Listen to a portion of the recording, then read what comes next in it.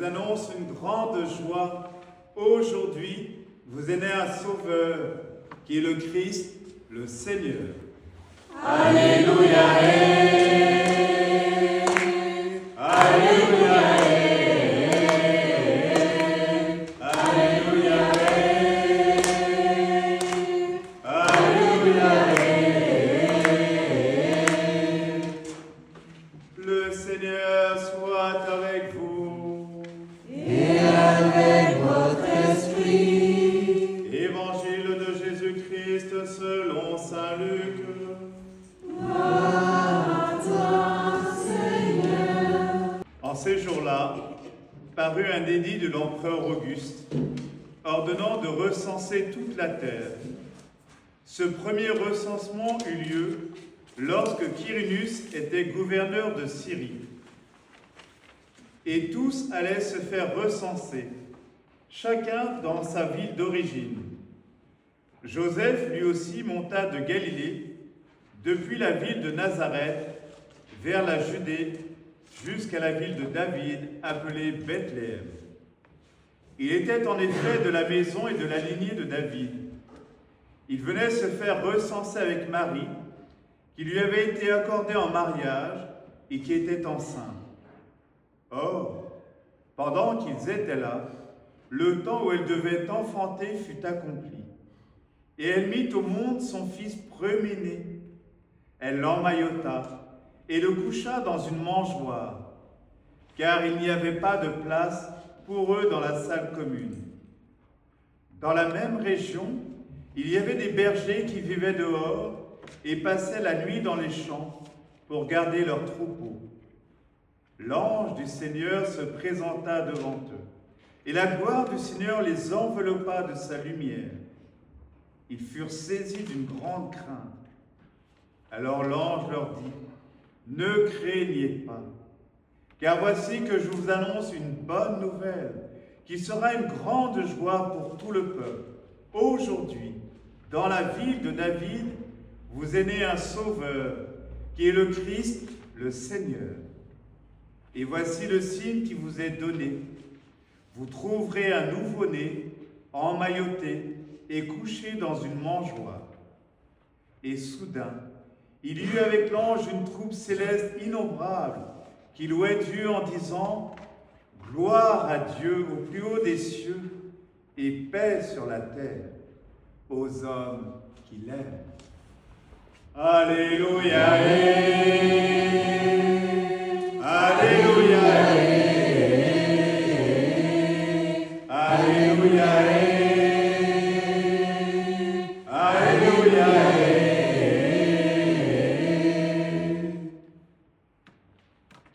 Ce chant, chaque enfant est une étoile, un éclat de l'infini.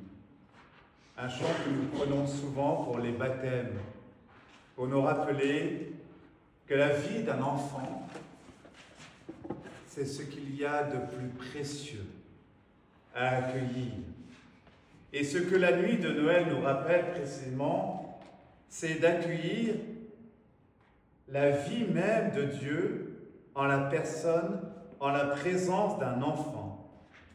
Pour nous dire effectivement qu'il faut apprendre à recevoir la fragilité de l'enfant comme effectivement une bénédiction. Lorsqu'un enfant est tout petit, nous consentons à accueillir cette fragilité. Et lorsque l'enfant grandit, c'est d'ailleurs le cas de chacun et chacune d'entre nous, nous avons un peu plus de mal. Noël est là pour nous dire, regardez l'humilité de Dieu. Un Dieu tout-puissant dans la fragilité, dans justement la vulnérabilité, un Dieu qui se donne à nous pour nous dire « Prenez soin de moi pour prendre soin de chacune de vos vies. » Prendre soin de la vie d'un enfant. Ce que naturellement font des parents. Nous avons vu entrer en procession Jérôme et Karine, portant l'enfant Jésus, des parents à chaque naissance. La joie de recevoir ce don de la vie, de prendre soin de cette vie et d'aider cette vie à grandir. Oui, c'est bien ce que Dieu nous invite à réaccueillir en cette nuit de Noël. Le peuple qui marchait dans les ténèbres a vu se lever une grande lumière. La lumière de l'espérance s'est levée. Et nous nous sommes levés, nous, ce soir, pour venir célébrer cette messe de minuit, dans la nuit, pour recevoir cette lumière et réaccueillir cette lumière que Dieu a posée dans chacune de nos vies. Oui, la lumière qui vient dissiper les ténèbres change la peine en joie et invite à partager au partage du bien précieux de la paix. Nous répondons aux appels de Dieu. Et ce soir, je rends grâce pour votre présence chaque année, un peu plus de monde, à cette messe de minuit pour dire « Seigneur, la nouvelle est tellement belle que nous voulons nous en nourrir et devenir à notre tour nourriture pour le monde. » Et cette nouvelle, c'est bien celle d'un enfant. Un enfant nous est né, un fils nous a été donné. Conseiller merveilleux, Dieu fort, Père à jamais, prince de la paix. Oui, l'enfant, c'est celui qui nous dit, mais sauvez la paix. Prenez soin de la vie des enfants. Et nous pouvons penser à tous ces enfants, que ce soit en Ukraine, que ce soit à Gaza, que ce soit au Congo, tous ces enfants qui ne sont plus respectés dans leur fragilité. Et précisément, l'enfant Dieu nous dit, regardez la lumière, elle est dans cette fragilité de l'enfant, que vous portez chacun et chacune d'entre vous en vous-même. Oui, chaque enfant est une étoile, le chant que nous avons entendu, chaque enfant est une étoile, un éclat de l'infini. Dieu allume des étoiles dans le ciel de notre vie. Nous sommes invités à scintiller dans toutes les nuits de notre humanité pour éclairer de cette lumière de son amour.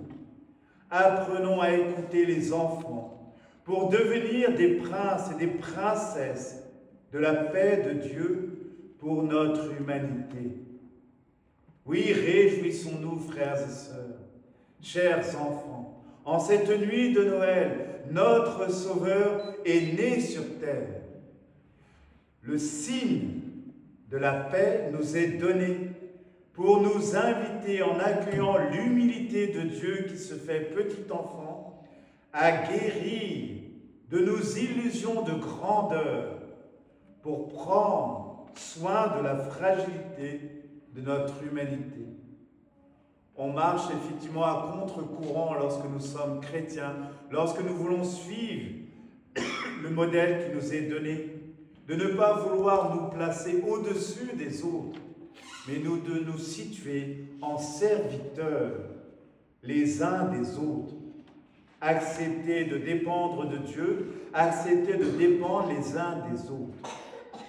Oui, même si l'homme n'espère plus Dieu, Dieu espère toujours l'homme et il ne cesse d'appeler. Et vous êtes là justement, vous avez répondu à cet appel pour en appeler d'autres.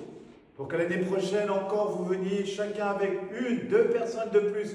Pour que l'Église, à la messe de minuit, soit remplie et que nous puissions rendre gloire à notre Dieu. Bien-aimé, nous dit Paul dans la seconde lecture, bien-aimé, la grâce de Dieu s'est manifestée. Elle nous apprend à renoncer aux convoitises de ce monde. Oui, nous cherchons des fois où le monde se charge de nous faire chercher des trésors, des biens matériels, mais que nous n'emporterons pas avec nous lorsque nous devrons rendre cette vie. La seule chose que nous emportons et que nous laissons sur terre, c'est bien l'amour que nous avons su partager, l'amour que nous avons su donner, l'amour que nous avons su recevoir. Un homme et une femme qui s'éveillent à la grâce de Dieu, à la grâce de son amour, s'élèvent et élèvent l'humanité tout entière. Oui, entendons ces appels de la foule adressés au paralysé Bartimée en disant Lève-toi, confiance, lève-toi, il t'appelle. Chacun de nous, nous pouvons accueillir cette parole pour nous-mêmes. Qui que nous soyons, quelles que soient nos fragilités, nos péchés, Dieu nous dit, mais arrêtons de compter sur nos forces. Appuyons-nous sur son amour et nous verrons les merveilles de notre Dieu. Oui, Jésus-Christ, pour nous racheter de toutes nos fautes, pour faire de nous un peuple ardent à faire le bien, s'est fait homme, pour que nous puissions apprendre à aimer Dieu en aimant l'homme. L'Évangile nous raconte effectivement l'histoire de la naissance de cet enfant avec Marie et Joseph. Joseph qui, dépassé quand même par les événements, n'étant pas le père justement charnel de cet enfant, mais qui a su mettre sa confiance en la parole de l'ange, comme Marie a su mettre sa confiance pour devenir la mère du Sauveur et Joseph devenir le protecteur du Sauveur, protéger la vie. C'est ce que Noël nous invite à reprendre conscience. Et le recensement, précisément, recenser, ça veut dire, c'est reconnaître que chaque vie compte. On comptabilise chacune des vies. Chaque vie compte et qu'elle fait partie du corps de notre humanité. Chacun de nous, quel que soit notre prénom, nous avons peut-être des fois des prénoms en commun, mais chacun de nous est unique dans l'histoire de l'humanité, dans tout l'univers et dans le regard de Dieu. C'est ce que Noël nous invite à reprendre conscience. Marie était enceinte, elle portait en elle la vie. Dieu en Marie nous donne son amour, Jésus, qui est la vie qui nous fait vivre. Oui, elle prit son fils, premier-né, elle l'emmaillota et le coucha dans une mangeoire dans cette ville de Bethléem. Bethléem, la signification de son nom, ça veut dire la ville du pain. Et c'est bien celui qui va se donner en nourriture, celui auquel nous allons communier pour recevoir cette nourriture essentielle, le pain de vie. Aujourd'hui, vous êtes né un sauveur, un nouveau-né emmailloté et couché dans une mangeoire. Aujourd'hui, un enfant nous est donné pour réaccueillir l'enfance de notre humanité. Dieu a voulu notre humanité belle et il est revenu justement pour la relever. Dieu aime tellement l'homme qu'il s'est fait petit enfant, qu'il s'est fait homme, pour que l'homme devienne Dieu en apprenant à aimer l'homme. Aimer Dieu, c'est aimer l'homme. Et c'est ce que nous enseigne cette fête de Noël. Chaque fois que nous venons voir, nous incliner devant cet enfant, nous nous inclinons aussi devant cet enfant qu'il y a en chacun d'entre nous.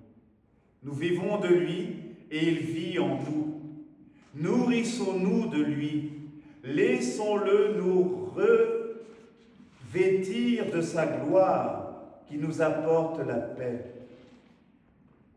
Les bergers étaient venus voir cette merveille en suivant l'étoile. Après avoir vu, ils racontèrent ce qui leur avait été annoncé au sujet de cet enfant. Oui, comme les bergers, empressons-nous d'être les messagers de la bonne nouvelle.